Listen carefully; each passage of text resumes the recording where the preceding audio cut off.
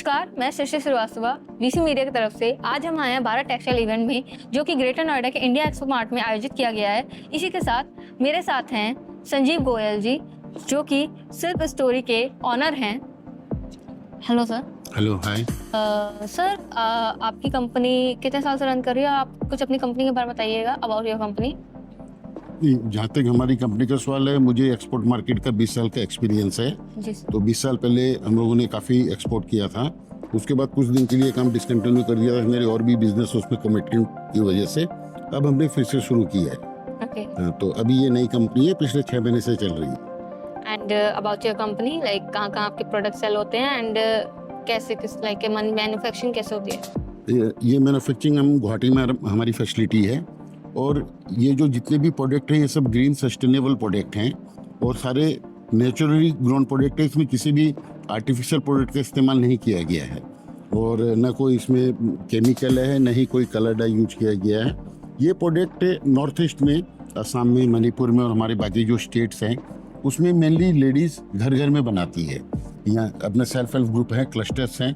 तो हम as a facilitator उन लोगों के लिए एम्प्लॉयमेंट जनरेशन का काम कर रहे हैं। उनसे प्रोडक्ट लेके हमारे प्रोसेसिंग यूनिट में इसको प्रोसेस करके फिर हम उसको एक्सपोर्ट मार्केट के लिए तैयार करते हैं। तो ये एम्प्लॉयमेंट जनरेशन का काम भी कर रहा है, प्लस देश के लिए फॉरेन एक्सचेंज लाने का काम भी करेगी। आपकी कंपनी फॉरेन में भी अपनी प्रोडक्ट सेल करती है? मेनली हम लोग जिस एग्जीबिशन में आए हैं, हमारा उद्देश्य यही है कि हम अपने mainly European countries, America, Australia जैसे देशों में, कनाडा, हम लोग हमारे प्रोडक्ट एक्सपोर्ट करें।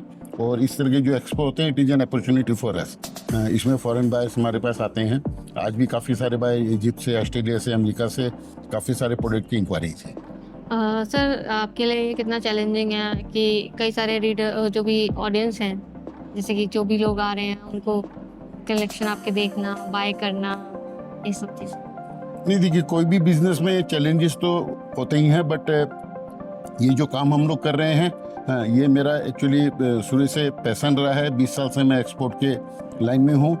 तो हमें अच्छा लगता है कि जब इस तरह के प्रोडक्ट से हम जो हमारे मार्जिनलाइज सोसाइटी है उनको हम हेल्प कर पाते हैं, उनके लिए एम्प्लॉयमेंट जनरेट कर पाते हैं। और साथ ही साथ मोदी जी का विजन है make in India, 1 district 1 project. तो उन सपनों को साकार करने में कहीं ना कहीं हम अपना छोटा सा योगदान दे पाते हैं, तो कहीं ना कहीं मन को सुकून भी मिलता है।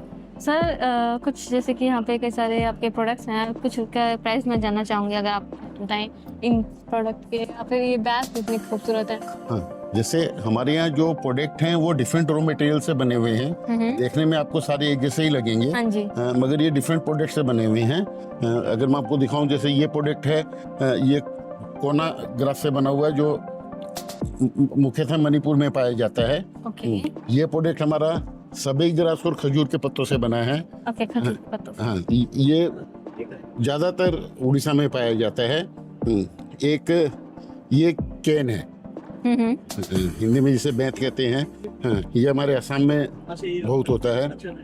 कुछ प्रोडक्ट हमारे बम्बू से बने हुए हैं। एक वाटर हाइसेंट होती है जो पानी में उगती है। सर, ये इको फ्रेंडली है सारे? ये सारे प्रोडक्ट इको फ्रेंडली है, सारे ग्रीन सस्टेनेबल प्रोडक्ट हैं। इसमें कोई केमिकल नहीं है। सारे मतलब आप कह सकते हैं ये सारे खेती के सब एग्रीकल्चर प्रोड्यूस है।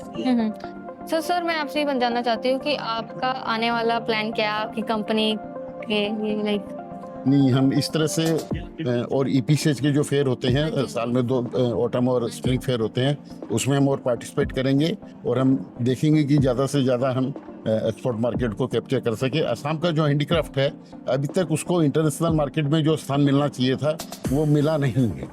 अभी तक सरकार की चेष्टा रही है, लेकिन मुश्किल ये होती है कि गवर्नमेंट वहाँ के जो क्राफ्टमैन हैं, जो इन प्रोडक्ट को बनाते हैं, उनके ऊपर ध्यान केंद्रित करके उनको एक्सपोर्टर बनाना चाहती है। उस क्राफ्टमैन के लिए पॉसिबल नहीं है कि वो माल को एक्सपोर्ट कर सके। माल को एक्सपोर्ट करने के लिए एंटरप्रेन्योर चाहिए। अब हम लोग आगे आए हैं और we will act as a bridge between the craftsman and prospective buyers.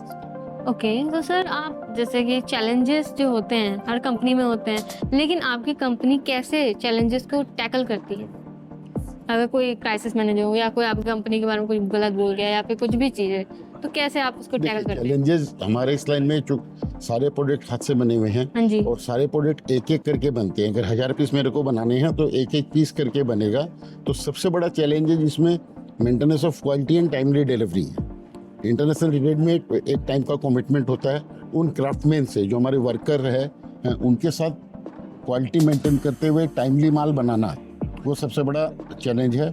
दूसरा चैनल इंटरनेशनल प्राइसेस है। हमारी जो प्रोडक्ट कुछ हद तक चाइना, वियतनाम, इंडोनेशिया ये हमारे कंपटीटर है, तो उनके प्राइस को compete करते हुए क्वालिटी प्रोडक्ट फॉरेन बायर को हम दे पाएँ, this is the biggest challenge. और हमको लगता है कि हम इसको आराम से कर पाएंगे। ओके सर, वीसी मीडिया चाहती है आपकी कंपनी आगे सफलता के और आगे बढ़े। धन्यवाद इसी के साथ। Thank you. Thank you sir.